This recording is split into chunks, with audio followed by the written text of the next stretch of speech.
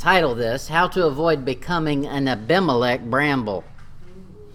Now this happens in life. We've just, in the context of where our passage is, Gideon has just died.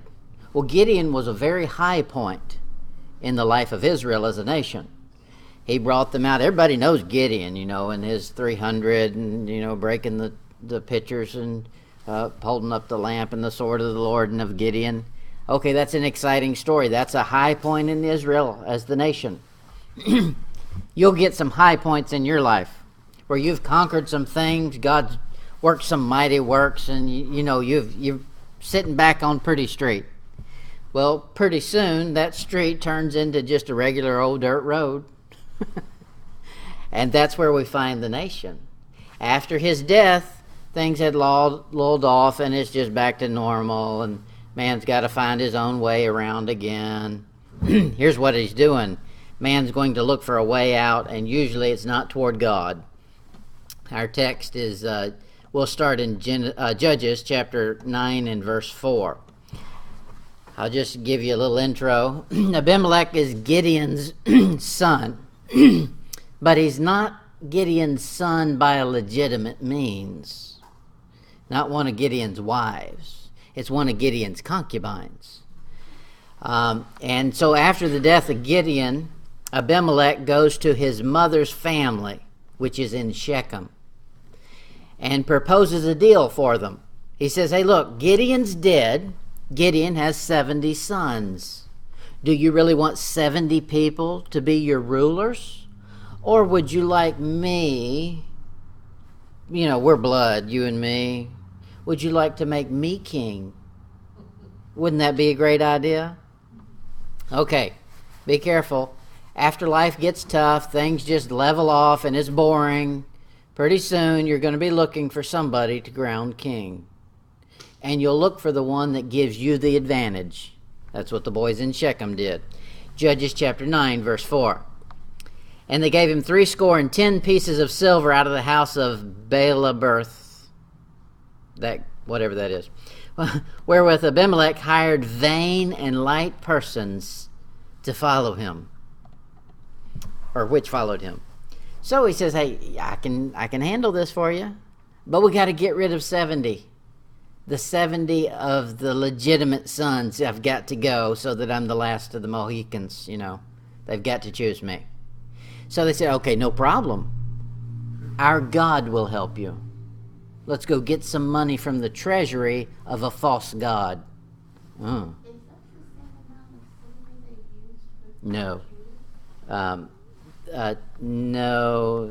10 score. That's 10 times 210 pieces of silver. No, Jesus was sold for 33 pieces of silver. A bride or a slave, a female slave, is worth 30 pieces of silver. This is a lot more money. He's taking this money to pay off his mercenaries. This is the money that comes from the treasury of a false god. And they say, okay, take this money and go buy you some hitmen. And that's what he did. And he goes in order to kill these the legitimate sons. Look at verse 6. And all the men of Shechem gathered together, and all the house of Millo, and went and made Abimelech king by the plain of the pillars that was in Shechem. See, Shechem has come to the forefront because he's from Shechem. He got Shechem's help, even though it was through a false god. They're going to support him. Well, that's the very same thing we find that went on with the next time they want a king. Remember Saul? Saul was not of a kingly tribe. He was of Benjamin. Okay, so the Benjamites would look good. So the tribe of Benjamin helps him. He puts all of them in position. And it was a great claim to fame for your tribe if the leader or any leadership role was being handled by somebody from your tribe, because that meant you would get good positions and you could be on the payroll. Judges chapter 8. Look at how this all began. Judges 8, verse 34. After Gideon's death, they start downhill real quick, although it's probably not that noticeable. Verse 34, Judges 8:34. And the children of Israel remembered not the Lord their God, who had delivered them out of the hands of all their enemies on every side. They just weren't thinking about him. We do that sometimes, just not thinking about him. Neither showed they kindness to the house of Jerubbaal, that's Gideon, namely Gideon, according to all the goodness which he had shown unto Israel. And we tend to do that. When we're not thinking about God and how great a deliverer he is, we're probably not doing good to his children either. The two go hand in hand. If you don't like God, you ain't going to like his kids. I mean, really. So, take note of that in your own life. It's a good idea if you want to avoid becoming a bramble. This is how he'll be described in a minute, like Abimelech. Don't choose a king. Just don't choose one. Ask God to pick one for you. Now, it's nice that we have some leaders and somebody we can follow and that type of thing, but we're not owed that. That's of the grace of God that he gives us somebody that we can look at. It's of the grace of God that he gives us something that, will help us. Okay, so ask God for it. Don't just go out and pick one, because when we pick one, we pick them selfishly. How's it going to help me? Does he want the same things I want? Rather than what does God want? Abimelech has a problem, though. Remember, he's going to go kill 70 of the legitimate heirs to the throne so that he can sit on it. Well, he's done that, but there's an issue. One of them got away. He doesn't know how to count. Look at verse 5. Judges 9, verse 5. The youngest son. And he went unto his father's house at Ophrah, and slew his brethren, the sons of Jerubbaal, being 70 persons, upon one stone. Notwithstanding, yet Jotham, the youngest son of Jerubbaal, was left, for he hid himself. So either there was actually 71 sons, or he only killed 69 and he counted it as 70. However you figure that thing, one of them got away, and he was a legitimate heir. That's one of the problems with doing things the wrong way, is you've got to control everything. If you're following God, he controls all the details. Man just always misses some detail somewhere, and you find it in your own life. When you start trying to be over controlling, it gives you this perpetual headache. Did I cover this? Did I cover that? Did I plan for this? Oh, what if this? I don't know how people who are not living like Christians. I mean, a Christian should live like a Christian, but not all Christians do. A lot of them are saved with their fire insurance, but no more. Yeah. Well, we need to live like a Christian. The way you do that, just hand it all over to God. Do the part that he hands back to you to do. Let him handle the details. He's got it. Look at verse 7. And when they told it to Jotham, okay, the one boy who got away, he went and stood on the top of Mount Gerizim, and lifted up his voice, and cried, and said unto them, Hearken unto me, ye men of Shechem, that God may hearken unto you. Okay, that's good advice. He says, you listen up to me, so that God will take note of you. Follow godly people, you get godly advice. Follow wicked people, you get the devil's advice. You are like who you hang with. Don't trust the loyalty of those in rebellion. If you make your friendship the pack of people who are following rebellion, they can't stand the laws, they can't stand the government, they can't stand the parent, they can't stand the rules here. Okay, if that's your buddies, don't be surprised when they turn on you. It amazes me that you'll find somebody will cheat on their husband or wife, and then they get married, and then they get mad when that new spouse does the same to them. But hey, you pick someone just like the crowd you are. Okay, let's see what our verse says here in Judges chapter 9. Look at verse 4. And they gave him 70 pieces. How many is that? We just did it. 70. That's 70 pieces of silver out of the house of Bel-berith, wherewith Abimelech hired vain and light persons. Okay, so they're going to a false god to begin with. 70. And so 1 silver per son. The head on each one of Gideon's sons was only worth 1 piece of silver.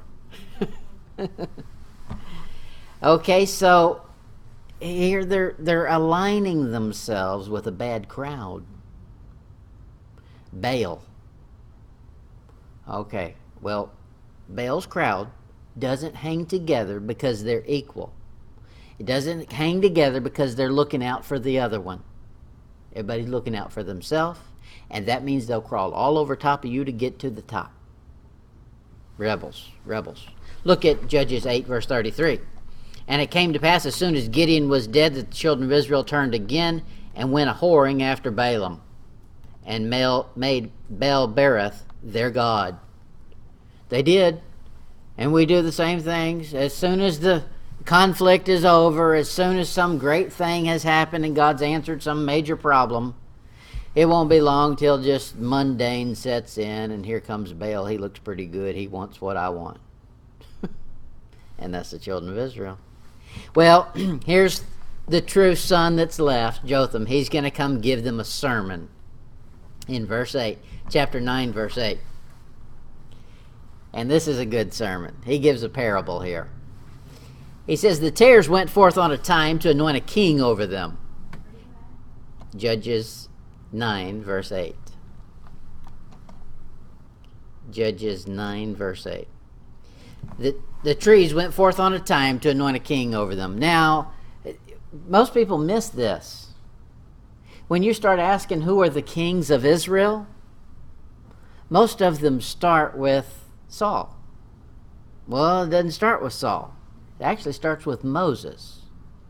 He was anointed king. Then it goes right here. Abimelech. He's anointed a king. He was actually a king. Okay, so now here's the sermon he's going to get. You want to be king? Let me talk about a king. Here's a king. The trees went forth in time to anoint a king over them, and they said unto the olive tree, reign thou over us, looking for a good son. But the olive tree said unto them, should I leave my fatness wherewith by me they honor God and man, and go be promoted over the trees? I don't think so. Verse 10, and the trees said unto the fig tree, come thou and reign over us. But the fig tree said unto them, should I forsake my sweetness and my good fruit, and go be promoted over the trees? I don't think so. Verse 12, then said the trees unto the vine, come thou and reign over us. And the vine said unto them, should I leave my wine, which cheereth God and man, and go be promoted over the trees? Then said the trees unto the bramble, the thorn bush, come thou and reign over us. These people are desperate, aren't they? If they're going to turn to a bramble and say, why don't you come be king? They want a king real bad. Verse 15. And the bramble said unto the trees, if in truth ye anoint me king over you, then come and put your trust in my shadow, and if not, let fire come out of the bramble and devour the cedars of Lebanon. Well, he's a smooth talker, isn't he? They just invited him to be king, and he says, well, let me consider that. If you would like me to be your king, then come trust me. If not, I'm going to kill every one of you. What? Wait a minute. That wasn't even a thought 10 minutes ago. Verse 16. Now therefore, if ye have done truly and sincerely, in that you have made Abimelech king Okay, he's telling them the interpretation of his parable right here. The trees wanted a king. I'm talking about Abimelech. And if ye have dealt well with Jerubbaal and his house, and have done unto him according to the deserving of his hands, for my father fought for you, and adventured his life far, and delivered you out of the hand of Midian, and ye are risen up against my father's house this day, and have slain his sons, 70 persons, upon one stone, and have made Abimelech, the son of his maidservant, king over the men of Shechem, because he is your brother. He said there wasn't any legitimate cause for it. Verse 19, if ye then have dealt truly and sincerely with Jerubbaal and with his house this day, then rejoice in Abimelech. You'll get what you chose. And let him also rejoice in you.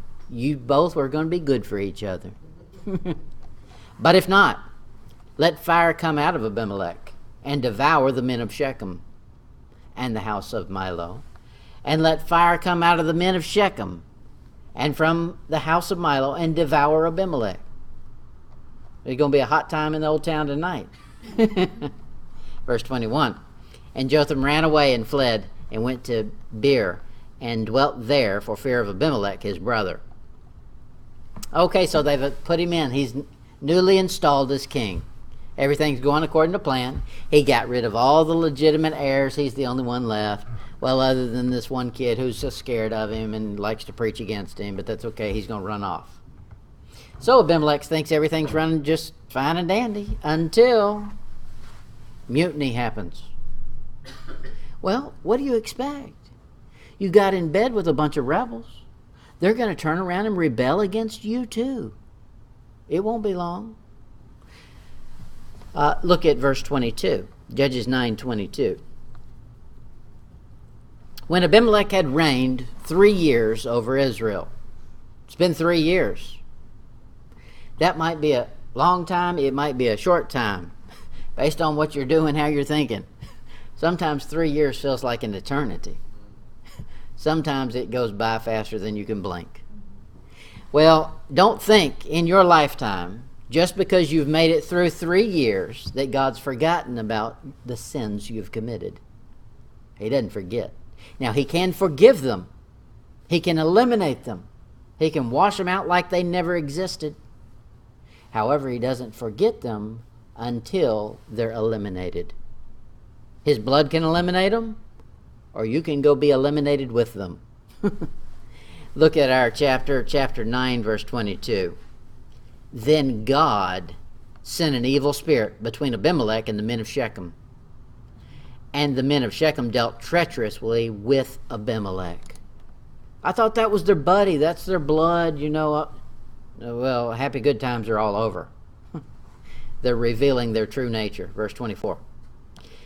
That the cruelty done unto the 70 sons and 10 sons of Jerubbaal might come, and their blood be laid upon Abimelech their brother, which slew them, and upon the men of Shechem, which aided him in the killing of his brethren. Okay, God says, I'm just going to stir it up. They're wicked anyway, so I'll just turn up the heat on their wickedness. Let them both start, self-destructing. Want to kill the other one. Now, it's interesting to me. You know how Gideon won his battle? Was the men turned and they were all confused and started killing each other, Midianites. Well, that's exactly what happens here. You've got Shechem, the men of Shechem, and Abimelech. They're supposed to be joined as one and leading the nation. They turn on each other, start destroying each other, just like Gideon's enemy did. Judges 9, verse 49. And all the people likewise cut down every man his bough, and followed Abimelech, and put them to the hold, and set the hold on fire upon them, so that all the men of the tower of Shechem died also, about 1,000 men and women. Remember our parable? He talked about fire coming out of the men of Shechem and fire coming out of Abimelech and killing each other. It's happening. Now, it took 3 years to happen, but here it happens. Well, Abimelech has just set on fire his enemy, the men of Shechem that put him in office. Now he's accountable to no one but himself. And he feels good about that. I'm sure he's running around, on a high from the revenge bonfire he just had. and he wants to go to another town because he's still got some lighter fluid left. And, let's use it till it's gone. He goes to Thebes to prove that he's still Abimelech the Great. Verse 52, Judges 9:52. And Abimelech came into the tower and fought against it, and went hard unto the door of the tower to burn it with fire. He's liking this fire thing. Well, he wasn't remembering the prophecy. Prophecy is, you'll burn them, but buddy, they'll turn around and burn you. Verse 53. And a certain woman cast a piece of millstone upon Abimelech's head, and all to break his skull. She's sitting up on this tower, and she says, I don't have any lighter fluid. I don't have any of this, or I don't have any of the special tools, but I do have a big millstone up here. Let's just toss that over and see how he can carry that on his head. And he does. It wounds him. It doesn't kill him. It wounds him. And he turns to one of his aides and says, hey, thrust me through. I don't want it written on my tombstone, a woman did him in. I want to go out valiantly, a man of honor. And no. Obviously, he gets burned too, because he sets this town on fire, and probably the fire comes out and gets him, just like the prophecy fulfilled. Because in verse 56, thus God rendered the wickedness of Abimelech, which he did unto his father, in slaying his 70 brethren, and all the evil of the men of Shechem did God render upon their heads, and upon them came the curse of Jotham, the son of Jerubbaal. Can't talk. Jerubbaal. So there he is. That's basically our story. That's the message today, is don't become Abimelech. And there's some simple steps you can go through to avoid being Abimelech. Don't choose a king. Let God pick one for you. And if he's not picked one, be satisfied with not having one. You and he can be just fine together. Don't trust the loyalty of a rebel. If somebody's not following God, don't follow them. And don't think, because you've made it a long time, maybe you think 3 years is a long time, and sin has not been punished, that God doesn't punish sin, because he still does.